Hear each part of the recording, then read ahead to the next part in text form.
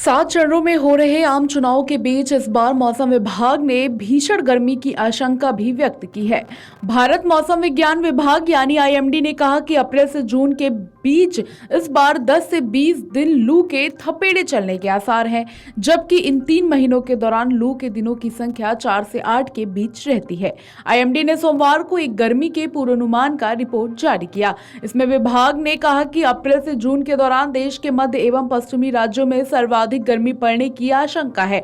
इससे लू के दिनों की संख्या में इजाफा हो सकता है। इस दौरान पृथ्वी विज्ञान मंत्री किरण रिजिजू ने कहा कि पहले चरण के मतदान के बाद गर्मी का प्रकोप बढ़ने लगेगा।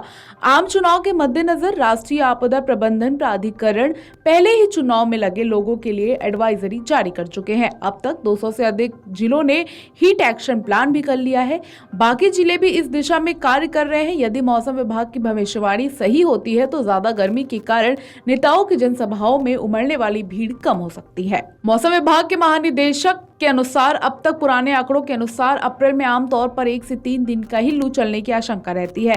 हालांकि इस बार अनुमान है कि 2 से 8 दिन लू के हो सकते हैं। ऐसी स्थिति देश के करीब सभी मैदानी इलाकों में आ सकती है।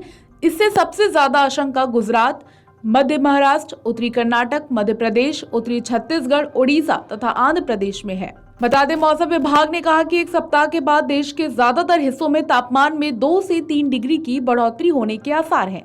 महापात्र ने कहा कि पश्चिमी हिमालय क्षेत्र, पूर्वोत्तर राज्यों और उत्तरी ओडिशा के कुछ हिस्सों में अधिकतम तापमान के सामान्य या सामान्य से नीचे रहने की संभावना है। वहीं अप्रैल में देश के ज्यादातर हिस्सों में अधिकतम तापमान सामान्य से अधिक रहने तथा मध्य दक्षिण भारत में इसकी ज्यादा संभावना है।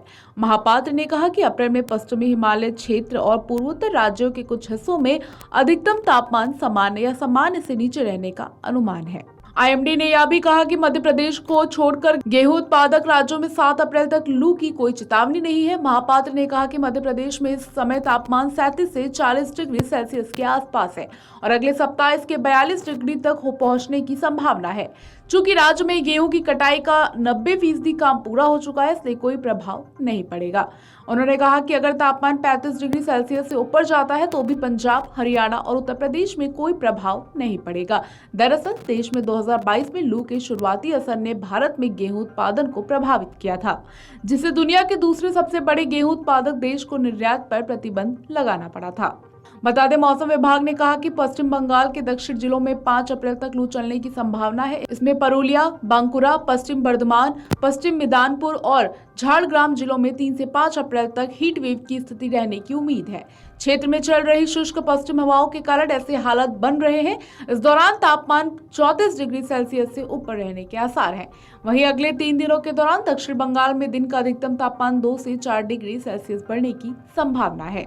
वीडियो डेस्क अमरउजाला.com। अगर आप ये वीडियो YouTube पर देख रहे हैं तो हमारे चैनल को सब्सक्राइब करें और बेल आइकन को दबाना ना भूलें। अगर आप Facebook पर ये वीडियो देख रहे हैं तो हमारे पेज को लाइक करें।